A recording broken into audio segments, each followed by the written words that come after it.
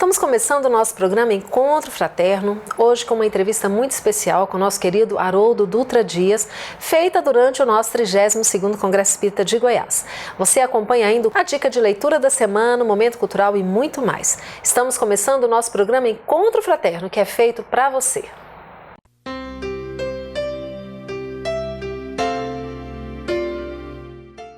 Você acompanha agora uma entrevista feita por Angélica de Pádua durante o nosso 32º Congresso Espírita de Goiás com Haroldo Dutra Dias. Olá, estamos aqui hoje com Haroldo Dutra falando sobre o Evangelho, o Manual para a Educação. Haroldo, muito obrigada pela sua presença. Angélica, eu que fico feliz, mais um ano participando do evento e podendo tratar desse tema. Primeiro de tudo, o que é educação com Cristo? À luz da doutrina espírita, a educação é formação de hábitos. Porque nós não podemos compreender um processo educacional que não seja transformador e que não implique num resultado prático. E esse resultado prático ele só pode ser mudança de rotina. Mas mudança de rotina num sentido substancial. E essa mudança de rotina é a formação dos bons hábitos, aquilo que o Kardec trouxe da experiência de Pestalozzi, mas acrescentou todo o aporte da espiritualidade superior e todo o conhecimento da imortalidade e da vida espiritual, a pedagogia de Pestalozzi. E aí ele escreve isso, que educar é formar hábitos. Porque, no fundo, nós nos apresentamos como a somatória dos nossos hábitos, aquilo que nós fazemos a maior parte do tempo, não só quantitativamente, como qualitativamente. No mais, tudo que antecede a preparação. Então, a instrução, a capacitação intelectual, o treino do raciocínio, da reflexão, da capacidade de falar, de dialogar, de defender uma ideia, tudo isso é suporte, é sustentação para esse processo final que é a criatura com hábitos, com uma vida formada. Eu lembro aqui de um teólogo alemão, Karl Barth, que viveu na época do nazismo, um período assim muito difícil na Alemanha, principalmente para os cristãos, ele era protestante, e ele dizia assim, que o cristianismo não é uma religião, o verdadeiro cristianismo é um estilo de vida. Interessante, né? Muito. Estamos daqui a pouquinho com a entrevista com Haroldo Dutra Dias.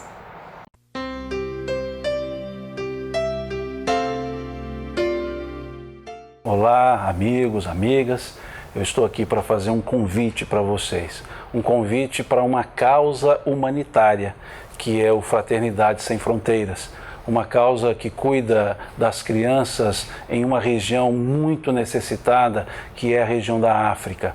Várias crianças, milhares de crianças, 3.000 crianças hoje são atendidas, mas outros milhares ainda não são atendidas das suas diversas necessidades. E é um grupo que se dedica de ser humano para ser humano, sem entraves de nenhuma escola religiosa, sem entraves de escolas sociológicas, apenas com a vontade de ajudar.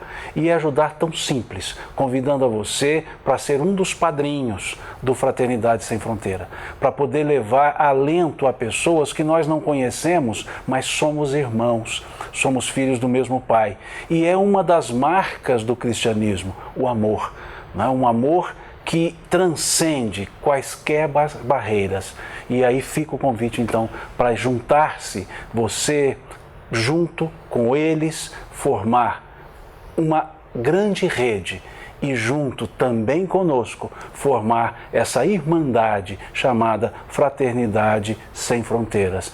E por isso eu apoio Fraternidade Sem Fronteiras.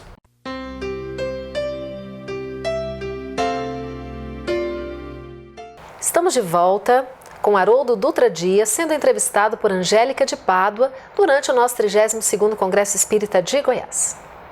E como que é esse processo desse eu interior que você trabalhou na sua palestra durante o evento, que nós temos muitos eus interiores através das experiências que vivenciamos. Como que é controlar tudo isso dentro de nós? Porque algo que tem assim, me impressionado muito, tem me chamado bastante atenção, e eu confesso que era algo que eu não tinha atentado ainda, que era um aspecto interno da transição planetária.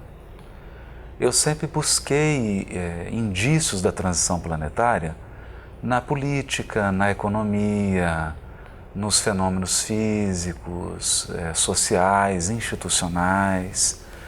E aí a gente fica como um detetive caçando tragédia, como se isso fossem os sinais da transição planetária. E inadvertidamente acabei me esquecendo de que, já no Obras Póstumas, os Espíritos dizem isso para Kardec, que um dos elementos mais definidores e que indicariam, seria um grande sinal da transição mesmo do planeta, seriam movimentos interiores. E aí eles dizem que o suicídio aumentaria de uma maneira incrível, até mesmo entre as crianças, e que a loucura, na época não se usava depressão, né? A linguagem era loucura como gênero de qualquer perturbação psíquica, que a loucura atingiria patamares inimagináveis, que as pessoas, mesmo vivas, seriam riscadas do livro dos vivos e se comportariam como mortas. E o que nós temos percebido, Angélica? Uma perda do sentido da vida. As pessoas estão se perdendo completamente. Não é uma perda de sentido e de identidade. E quando a gente avalia esse fenômeno doloroso, eu digo doloroso porque não é apenas o indivíduo que sofre, mas todos que compõem a sua rede de relacionamentos e toda a construção que ele fez. Então são famílias agonizando, lares agonizando, filhos agonizando, instituições agonizando por conta dessas crises de um indivíduo.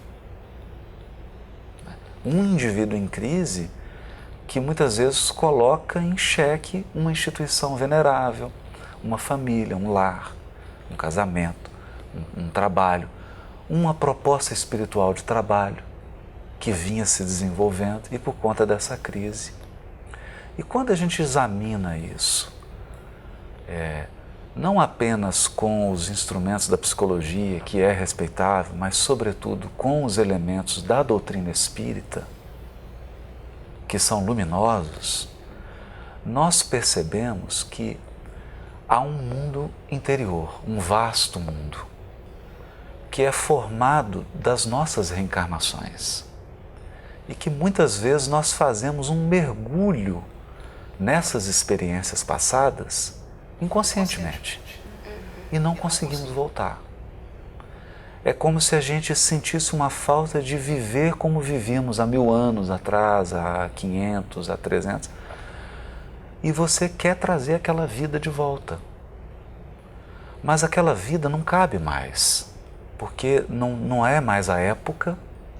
Você não é mais daquele jeito, você não dá conta de viver daquele jeito que você vivia, e os compromissos e os laços que você tem hoje não permitem mais aquele estilo de vida. A pessoa entra num profundo conflito e aí ela é como se perdesse a importância quem ela é hoje, e aí ela entra nessa floresta interior. Então, isso nos chamou muita atenção, porque esse é um fenômeno que todos nós estamos sujeitos, não há nenhum de nós imune a isso. E aí a gente começa a entender a profundidade do ensino de Jesus, que é vigiai. Vigiai. Há uma multidão enfurecida, mas ela está dentro de nós, ela não está fora. E é esse imperativo do vigiar, de entender, de resistir até, de entender de onde vêm esses desejos, esses impulsos, isso que nos avassala, que toma conta da gente, é fundamental. E aí eu vou ser bem sincero, com todo o meu respeito e reverência à psicologia, mas a psicologia é diagnóstico. Não é? Os psicólogos sérios são muito enfáticos ao dizerem: nós não dizemos o que as pessoas têm que fazer. Nós apenas as ajudamos a identificar o problema, a diagnosticar. Mas com o Cristo não é assim. O Cristo não se limita a diagnosticar. Ele é o caminho. Então, ele diz o que deve ser feito. Né? Porque ele nos ensina a fazer o melhor. E o melhor é ele. É o que ele faz. É o que ele conquistou. Por isso ele é um modelo. Então, nós até entendemos que podem ser usadas inúmeras ferramentas para diagnosticar. Mas o modelo é o Cristo. Aí o Evangelho entra com toda a força. Porque ele entra com a força de um GPS poderosíssimo, que em meio a esse estado de perdido, de desatino, de não saber para onde ir, de não saber quem é, vem o Evangelho como aquela estrela de Belém, indicando: é por aqui, esse é o caminho. Se você quer libertar-se do turbilhão da experiência humana, o caminho se chama o Cristo, é o Evangelho do Cristo. Por mais que isso implique em renúncia, por mais que isso implique em contenção dos nossos desejos, por mais que isso signifique aparentemente para nós abrir mão da felicidade, porque a gente imagina que fazer um sacrifício, entrar num processo de renúncia, de disciplina, em favor de uma programação espiritual, em favor de um compromisso espiritual, seja abdicar da felicidade. Ao contrário, significa construir a genuína felicidade em bases sólidas e não uma felicidade passageira na areia. Nós vamos para um breve intervalo. Antes, você confere a dica de leitura da semana e voltamos daqui a pouquinho com mais Haroldo Dutra.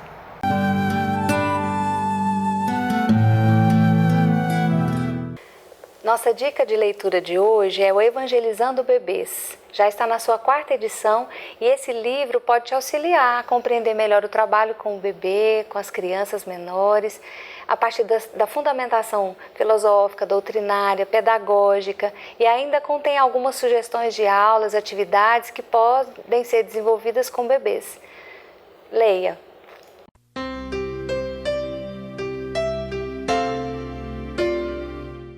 Queridas amigas e amigos, vim aqui para convidar vocês para o 33º Congresso Espírita de Goiás em 2017, cujo tema é Vida, Desafios e Soluções. Estarei junto com vocês mais uma vez e será uma alegria estarmos juntos novamente. 7 novos títulos, excelentes autores, temas palpitantes para a educação espiritual. Das causas primárias, de Otacílio Rangel. Ciência e religião concordam sobre Deus e o universo? Diálogo fraterno, de Marlon Reikdal. Como acolher os que buscam a casa espírita? Educação com Cristo, de Marcos de Mário. Educar requer conhecimento ou amor? Esperança, de João Andrade e Roosevelt Andofato Tiago. A solução para as mazelas materiais e espirituais? Evangelizando Bebês, 4ª edição, de Cíntia Vieira Soares. Como evangelizar seres tão frágeis? O tempo do autoencontro, de Rossandro Klinge. A necessidade e o papel do deserto em nossas vidas. Viver melhor, de Simão Pedro de Lima. O que o Espiritismo propõe para uma vida plena? FEEGO Editora, preços especiais, garanta o seu.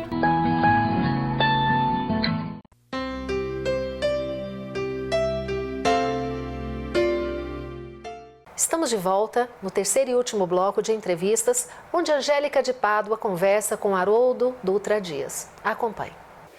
Então, o autoconhecimento é o caminho que leva para o Cristo? Eu acho que ele é preliminar, porque ele não leva ao Cristo. O autoconhecimento, ele nos ajuda a entender que o Cristo é o caminho. O que nos leva ao Cristo é uma poderosa vontade de segui-lo e uma capacidade de se entregar a Ele. Porque eu tenho pensado muito na palavra guia. Ter um guia significa colocar nas mãos dele a direção do veículo. É diferente. Uma coisa é você guiar. Outra coisa é você entregar-se a alguém que está te guiando. Porque os caminhos pelos quais o Cristo vai nos levar são para nós desconhecidos. Ele disse isso a Simão Pedro. Ele disse a Pedro: crê, te levareis aonde não queiras ir. Porque qual de nós quer ir numa coisa totalmente desconhecida? A primeira sensação que vem é de medo, de perda, de insegurança. E ele fala: eu vou te levar onde você não queira ir. Mas eu estou com você, eu conheço, eu já passei por aqui, eu sei onde eu estou indo. Eu sei ir e voltar. É importante isso, né? Nesse processo desse autoconhecimento que vem, essa tempestade, aí essa tempestade é necessária para que chegue a calmaria depois disso tudo. Eu não sei se ela, assim, é fundamentalmente necessária. Eu acho que para algumas criaturas ela é inevitável. Mas eu tenho acreditado, Angélica, num outro processo de crescimento espiritual, que é uma proposta que os espíritos não se cansam de repetir na codificação e não se cansam de repetir na obra subsidiária, que é assim: deem um crédito à revelação espiritual. Eu penso muito nisso. Eu sou apaixonado por violão, né? Todo mundo sabe. Estudo com um professor, que é um gigante, meu amigo Ricardo Nassau, um grande violonista. E quando você vai para a aula, você se entrega nas mãos de um grande professor, em um mês ele te poupa 10 anos. Então eu poderia ficar estudando e fazendo experiências ali com o violão e chegar a lugar nenhum, né? E ele chega e fala assim: olha, a corda é assim. O seu dedo tem que tocar na corda dessa maneira. A partitura precisa ser lida assim. Então eu chamo isso de aporte de experiência. É mais do que uma consultoria. Porque ao conviver com essa criatura que já adquiriu a experiência, você talvez poupe séculos de desatino. E nós temos nas mãos, através da doutrina espírita, um tesouro de experiência espiritual. Se a gente se entregar, se a gente confiar e deixar que a revelação entre em nós e faça em nós o que ela tem que fazer, eu diria, Angélica, que é um processo de otimização. A gente gosta tanto de falar isso, né? Eficiência, eficácia, né? Então está na hora de trazer esses conceitos de eficiência e eficácia para o processo evolutivo. Para que eu vou ficar andando em círculos? Emmanuel diz assim: a maioria das criaturas está num círculo vicioso de reencarnações de baixo teor espiritual. Para que voyajar em círculos? Se você pode fazer um voo para o alto, amparado, guiado. Então nós acreditamos nesse outro processo. Tem um outro processo, que é o processo da resignação, da obediência. Deixar Deus conduzir, aceitar as circunstâncias que Ele coloca na nossa vida, trabalhar com elas, aceitar as condicionantes, as limitações que Deus nos impõe, aceitar as criaturas que Ele colocou no nosso caminho. É um pouco que a Joana fala no livro Psicologia da Gratidão, né? É desenvolver uma gratidão pelo bem que nos chega, pelo mal que não nos chega e pelo mal que nos atinge, né? Porque nessa somatória aí há um propósito. E quando você faz isso, você otimiza. Você otimiza. Porque eu tenho percebido que nem todo processo de perturbação, de ficar perdido, de entrar no autoconhecimento, leva a sair do processo. Muitas vezes quem entra nisso volta a repetir pela 10ª, 20ª, 30ª vez os mesmos erros de milênios. Então chega uma hora que tem que ser tomada uma decisão. Eu vou fazer diferente. Foi o que a gente tentou destacar na fala. Ontem, na parte da manhã, naquela mensagem do capítulo 35 do Pontos e Contos, quando fala do precursor. Humberto Campos. A fala de João Batista é: endireitai as veredas. Chega de caminhos, preparai o caminho do Senhor. Chega de estradas vicinais. Tem uma autoestrada de 6 pistas indo e 6 voltando. Para que isso, né? Vamos pegar um caminho aí mais... Não é fácil, estou dizendo que ele não seja desafiador, né? Mas ele é seguramente mais curto e mais rápido. Essas crianças nossas que vêm, que aparentemente as pessoas costumam dizer que elas já nascem prontas, como que é inserir essa educação do Cristo nessas mentes? Como que é isso? Angélica, particularmente como pai, né, de uma criança hoje de 9 anos, eu não sei se as crianças hoje nascem prontas, eu acho que elas nascem mais despertas. Então, o que tem me chamado a atenção é que as crianças de hoje, elas acessam muito mais o passado espiritual dela com muito mais intensidade e numa amplitude muito maior do que eu, por exemplo, acessei quando eu era criança. Quando eu tinha 9 anos de idade, eu acho que eu era 20 vezes mais ingênuo do que meu filho, que tem hoje 9 anos. Então, ele acessou o patrimônio espiritual dele com muito mais amplitude, de uma maneira muito mais intensa do que eu. Elas vêm com um microprocessador, um chip novo. Então a capacidade de processamento cognitivo, intelectual e até emocional delas é maior. Mas isso necessariamente não implica que elas sejam portadoras de valores morais mais sólidos. Pelo contrário. Pelo contrário. Então, mais capacidade de hardware, mas imensa necessidade de um bom software. E esse bom software é a evangelização. E aqui eu uso evangelização num sentido muito amplo mesmo. Evangelização no sentido de evangelizar o espírito. Levar o evangelho para dentro do coração. Porque maior capacidade não implica em maior resultado. A gente sempre diz isso. Olha, nem sempre o que se destaca, o que chega à medalha de ouro é o mais talentoso. Na maioria das vezes é o mais esforçado. Porque o mais talentoso acomodou-se na preguiça. Ele tem tanta capacidade que ele é preguiçoso. Não é disciplinado. E nós temos percebido isso. Uma juventude preguiçosa. Não sabe o que quer, tem dificuldade de se definir, tem imensa dificuldade com foco, imensa dificuldade com disciplina, embora sejam brilhantes. Então são mentes brilhantes. Mas isso não implica em vidas brilhantes. E aí eu acho que esse é o maior desafio de nós como pais, mães, da instituição espírita, da escola, que é transformar essa capacidade, esse talento em resultado prático. Agora, isso não é possível sem formação de hábitos. E formação de hábitos implica em disciplina. E aí como nós vamos fazer? Não é? Tem que acostumar o paladar deles ao amargo. Porque por mais talentoso que você seja, você pode ser o pianista mais talentoso, mas vai ter que estudar 8 horas por dia. É inevitável. Porque senão o talento não fica espontâneo. Ele não se converte em desempenho. Talento é energia potencial. Para ele se transformar em desempenho, você precisa de esforço e disciplina. Então tenho refletido muito sobre isso. Eu acho que cada geração tem o seu desafio. A minha teve o desafio dela. Eu acho que a geração adolescente hoje tem um desafio. E a palavra de ordem para eles hoje é esforço e disciplina. É o desafio deles. Penso eu, né? Penso eu. E o Evangelho, ele mostra essa simplicidade que a gente tem que ter. Como que é isso? Eu acho que Jesus é o paradigma da simplicidade.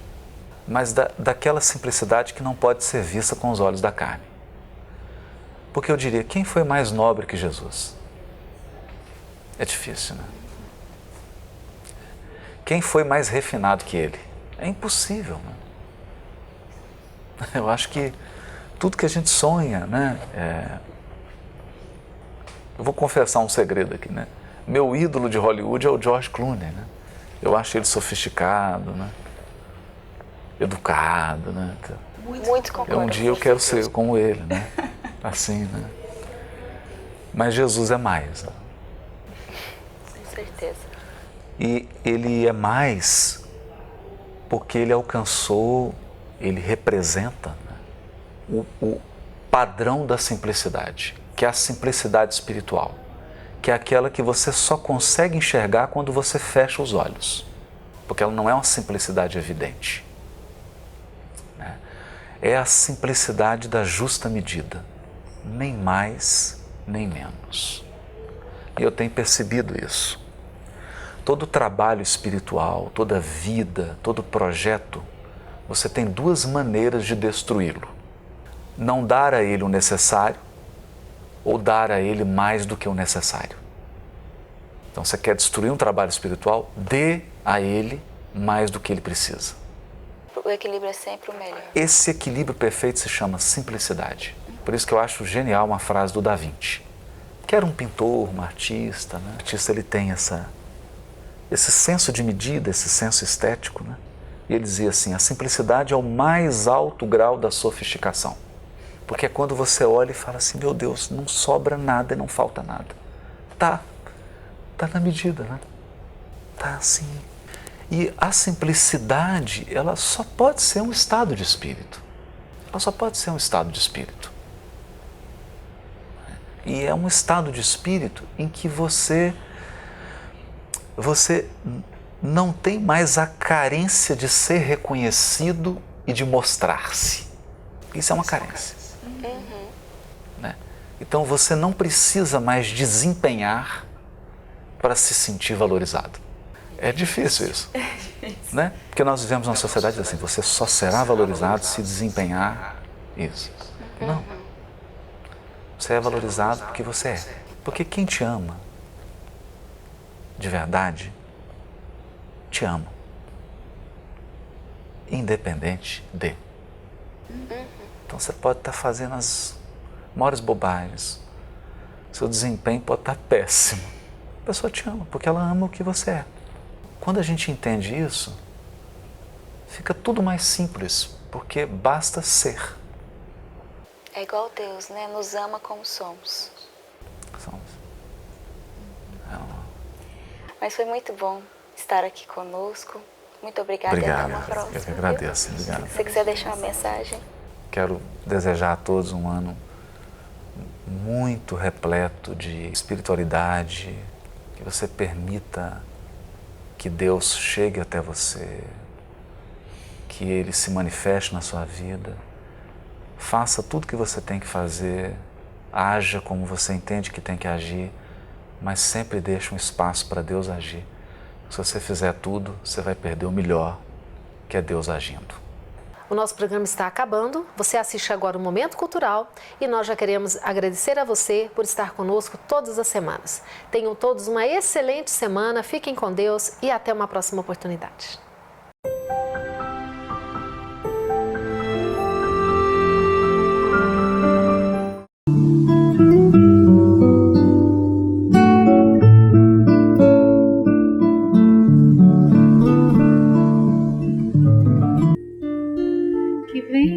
Pro lado de cá, pequeno, que venha sereno e feliz, que tenha uma vida doce, tem tanto amor a te esperar, tem sonhos, tem uma família a vibrar, a velar teu sono, e quando acordar, um sol vai brilhar com a luz que faltava pra casa virar um lar. Então vai nascer criança tão linda, queremos dizer: seja bem-vinda. Pedro chegou pra junto de nós, foi Deus quem deixou, o céu hoje vai sorrir.